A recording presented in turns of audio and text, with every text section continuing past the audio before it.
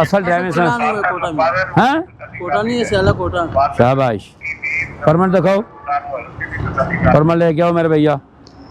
माशाल्लाह, ये भी एक्सपायर है।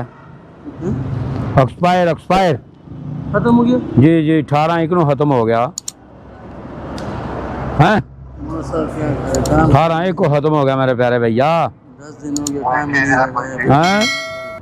काम शाम नहीं है, क्या करें, पहले दे रहे हैं। काम तो यार, काम तो फिर करना ही है ना, लेकिन उसका मतलब ये नहीं है कि आप डॉक्यूमेंट पूरे ना रखें।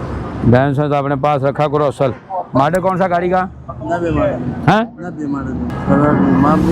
74 51 14 माफ नहीं करते।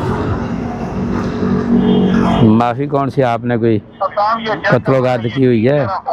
छोटा सा ये जमाना करता हूँ, ये जमा कर लो बस। हालांकि है बहुत ज़्यादा है।